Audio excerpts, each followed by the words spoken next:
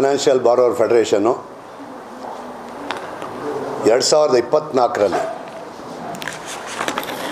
Ministry of corporate affairs government of India ಅಡಿಯಲ್ಲಿ section 8 ಕಂಪ್ನಿಯಾಗಿ register ಆಗಿದೆ. ಸೆಕ್ಷನ್ 8 ಕಂಪ್ನಿ ಅಂದರೆ ನಾನ್ ಪ್ರಾಫಿಟ್ ಆರ್ಗನೈಸೇಷನ್. ಇದರ ಉದ್ದೇಶ ಏನಂದರೆ, ಇವತ್ತು ಇಂಡಿಯಾ ಮುಂದೆ 2 ಚಾಲೆಂಜಸ್ ಇದೆ. ಒಂದು ಮೇಕ್ ಇನ್ ಇಂಡಿಯಾ, ಎರಡನೇದಾಗಿ 5 ಟ್ರಿಲಿಯನ್ ಬಿಸ್ನೆಸ್ಸನ್ನು ಎಕಾನಮಿ ನಾವು ರೀಚ್ ಆಗಬೇಕು ಅನ್ನೋಂಥದ್ದು ನಮ್ಮ ಸರ್ಕಾರದ ಒಂದು ಟಾರ್ಗೆಟ್ ಇದೆ. ಈ ಒಂದು ಫೆಡರೇಷನ್ನು ಕಳೆದ 1 ವರ್ಷದಿಂದ ಭಾಳಷ್ಟು ಸಮಯ ಮತ್ತು ಹಣವನ್ನು ಖರ್ಚು ಮಾಡಿ ಇದರ ಒಂದು ರಿಸರ್ಚನ್ನು ಮಾಡಿದೆ. ಯಾಕೆ ನಾವು ಇಂಡಿಯಾದಲ್ಲಿ ಇವತ್ತು ನಾವು ಪಾಪ್ಯುಲೇಷನಲ್ಲೂ ಕೂಡ ನಂಬರ್ 1 ಆದ್ವಿ, ಯೂತ್ ಫೋರ್ಸ್ ನೋಡಿದ್ರೆ ನಂಬರ್ 1, ಬ್ರಿಲಿಯನ್ಸಿ ನೋಡಿದ್ರೆ 1, ಮತ್ತು ನಮ್ಮಲ್ಲಿ ಒಂದು ಆತ್ಮಸ್ಥೈರ್ಯ ಬೇರೆ ಎಲ್ಲ ದೇಶಗಳಿಗಿಂತ ನಮ್ಮ ಜನರಲ್ಲಿ ಆತ್ಮಸ್ಥೈರ್ಯ ಇದೆ, ನಿಯತ್ತು ಚೆನ್ನಾಗಿದೆ, ಎಲ್ಲ ಇದ್ದರೂ ಕೂಡ ಇವತ್ತು ಯಾಕೆ ನಾವು 5 ಟ್ರಿಲಿಯನ್ ಬಿಸ್ನೆಸ್ಸನ್ನು ರೀಚ್ ಮಾಡಲಿಕ್ಕೆ ಆಗ್ತಿಲ್ಲ ಅನ್ನುವಂಥ ರಿಸರ್ಚ್ ಮಾಡುವಾಗ ನಮಗೆ ಕಂಡುಬಂದಿದ್ದೇನೆಂದರೆ, ಇವತ್ತು ನಮ್ಮ ಕಂಪೇರಿಟಿವ್ ಚಾರ್ಟನ್ನು ತಮಗೆ ಕೊಟ್ಟಿದ್ದೇನೆ. ಈ ಕಂಪೇರಿಟಿವ್ ಚಾರ್ಟೇ ತಮಗೆ ಸಾಕ್ಷಿ. ಇವತ್ತೇನು ಯುನೈಟೆಡ್ ಸ್ಟೇಟ್ಸು ಖಾಲಿ 33 ಕೋಟಿ ಜನ 27 ಟ್ರಿಲಿಯನ್ ಎಕಾನಮಿಯಲ್ಲಿದ್ದಾರೆ. ಅವ್ರಿಗೆ ಅವರ ರ್ಯಾಪೋ ರೇಟು 4.33 ಇದೆ. ಚೈನಾ 142 ಕೋಟಿ ಜನರಲ್ಲಿ 19 ಟ್ರಿಲಿಯನ್ ಬಿಸ್ನೆಸ್ಸು, ಅವ್ರ ರ್ಯಾಪೋ ರೇಟು 3%, ಅವ್ರು ಲೋಡ್ ಮಾಡೋದು 0.75% ಮಾಡಿ ನಿಮಗೆ 3.75% ಮೇಲೆ ಇಂಟ್ರೆಸ್ಟ್ ಇಲ್ಲವೇ ಇಲ್ಲ ಇಂಡಸ್ಟ್ರಿಗೆ. ಜೊತೆಗೆ ಇವತ್ತು ಇಂಡಿಯಾದ ನಾವು ನೋಡಿದಾಗ ಇಂಡಿಯಾದಲ್ಲಿ 143 ಕೋಟಿ, ನಾವಿವತ್ತು ಇಡೀ ಪ್ರಪಂಚಕ್ಕೆ ನಾವೇ ದೊಡ್ಡಣ್ಣ. ಯಾಕೆಂದರೆ ಪಾಪ್ಯುಲೇಷನಲ್ಲಿ we are now in first. ಚೈನಾನ ಬೀಟ್ ಮಾಡಿದ್ದೀವಿ. ಆದರೆ ಚೈನಾನ ಪಾಪ್ಯುಲೇಷನಲ್ಲಿ ಬೀಟ್ ಮಾಡಿದ್ರೆ ಆಗಲ್ಲ, ಪ್ರೊಡಕ್ಷನಲ್ಲಿ ಬೀಟ್ ಮಾಡಬೇಕು ಅನ್ನುವಂಥದ್ದು.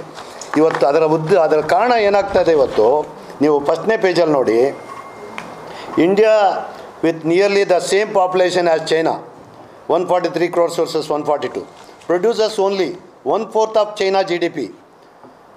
For the reasons, Indian entrepreneurs borrowed interest rate of high rate of 16%, while China business access credit at just 3.75%. Moreover, only 31% of the Indian women participate in the workforce compared to 60% in China. Chinese banks had just 0.75% above the repo rate, where the Indian banks 10%. As A result ಏನಾಗಿದೆ, ಇವತ್ತು ಇದು ಭಾಳ ದುರದೃಷ್ಟ ಅಂತ ಹೇಳಿದ್ರೆ, this massive imbalance cripples domestic industry, drains Indian foreign currency reserves into hands of our rival country. ನಮ್ಮ foreign currency, ಯಾಕೆಂದರೆ ಅವರಿಂದ ನಾವು 10 ಲಕ್ಷ ಕೋಟಿ ಒಂದು ವರ್ಷಕ್ಕೆ ಫಾರಿನ್ ಕರೆನ್ಸಿ ಕೊಟ್ಟು ಇಂಪೋರ್ಟ್ ಮಾಡ್ಕೊಳ್ತಾ ಇದ್ದೀವಿ. ನಾವೆಷ್ಟು ಇಂಪೋರ್ಟ್ ಮಾಡ್ತಾಯಿದ್ದೀವಿ, ಎಕ್ಸ್ಪೋರ್ಟ್ ಮಾಡ್ತಾಯಿದ್ದೀವಿ? ಓನ್ಲಿ ನಾವು ಎಕ್ಸ್ಪೋರ್ಟ್ ಮಾಡ್ತಾ ಇರೋದು 1.5 lakh. ಇನ್ನು ಟೋಟ್ಲ್ ಓವರಾಲ್ ಗ್ಲೋಬಿಗೆ ಅವ್ರದ್ದು ಎಷ್ಟು ಹೋಗ್ತಾ ಇದೆ, 297 ಲಕ್ಷ ಕೋಟಿ ಹೋಗ್ತಾ ಇದೆ ಎಕ್ಸ್ಪೋರ್ಟ್.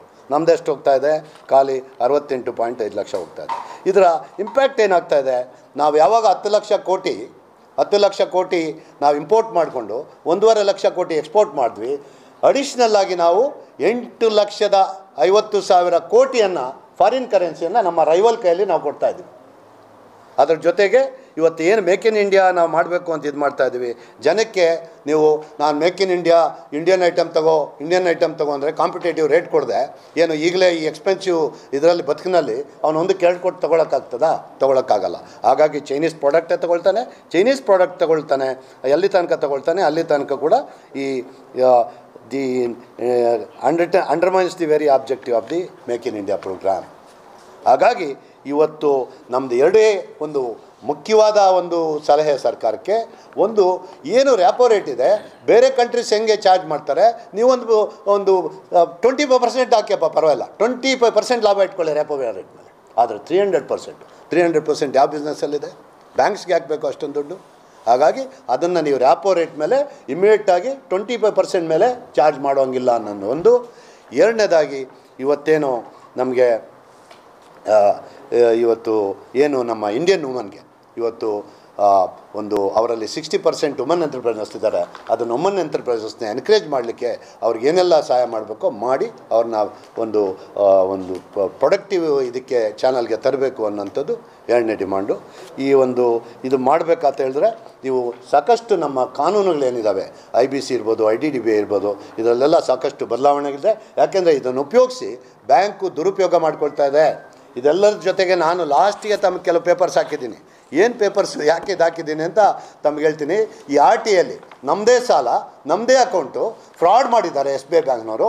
SBI ಬ್ಯಾಂಕ್ ಫ್ರಾಡ್ ಮಾಡಿರೋದನ್ನ ನೀವು ಇದು ಅಕೌಂಟ್ ಕೊಡಿಯಪ್ಪ, ನೀವು ಪೇಪರ್ ಕೊಡಿ, ಈಗ ಯಾವುದೋ ಒಂದು ಡಾಕ್ಯುಮೆಂಟ್ ಮೇಲೆ ಈ ದುಡ್ಡು ಕೊಟ್ಟಿದ್ದೀವಿ ಅಂತಾರೆ. ಆ ಪೇಪರ್ ಕೊಡಿ ಅಂದರೆ ಏನು ಹೇಳ್ತಾನೆ ನೋಡಿ.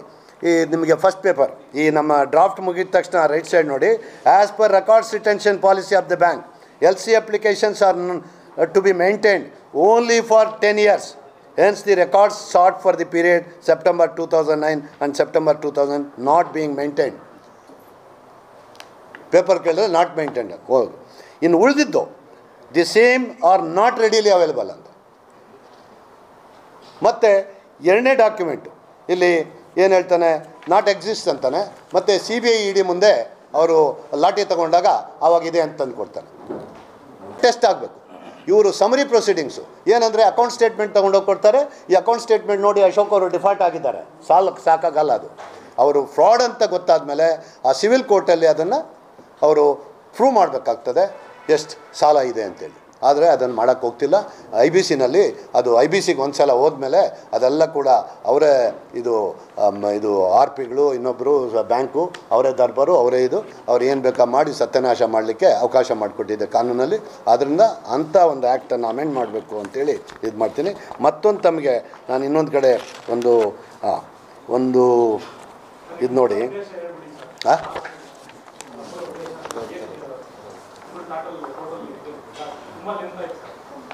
ಇದು ಅಲ್ಲ, ಈ ಲೆಂತ್ ಅಂದರೆ ಸಬ್ಜೆಕ್ಟ್ ಹಂಗಿದೆ.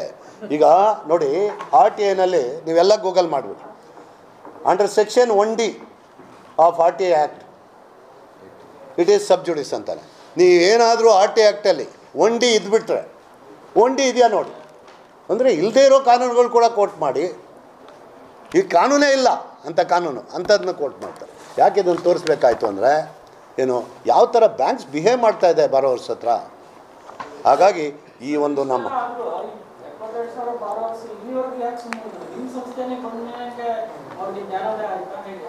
ಸರ್ ನೋಡಿ, Vivekananda, I believe in Vivekananda statement, good people silence is more threat to this country than the violence of the bad people.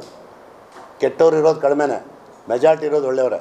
ಆದರೆ ನಾವೇನು ಮಾಡ್ತಾಯಿದ್ವಿ, ನಮ್ಗೆ ಯಾಕಪ್ಪ ನಾವು ಒಳ್ಳೆಯವರಾಗಿದ್ದು ಬಿಡೋಣ.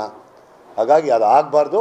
ನಾವೆಲ್ಲ ಕೂಡ ವಾಯ್ಸ್ ರೈಸ್ ಮಾಡಬೇಕು ಅಂತೇಳಿ ಅವ್ರಿಗೇನೋ ಒಂದು ಯಾರೋ ಬೆಕ್ಕಿಗೆ ಗಂಟೆ ಕಟ್ಟೋರು ಒಬ್ಬರು ಬೇಕಲ್ಲ ಸರ್. ಹಾಗಾಗಿ ಈಗ ಬೆಕ್ಕಿಗೆ ಗಂಟೆ ಕಟ್ಟೋ ಕೆಲಸ ಮಾಡಿದ್ದೀವಿ.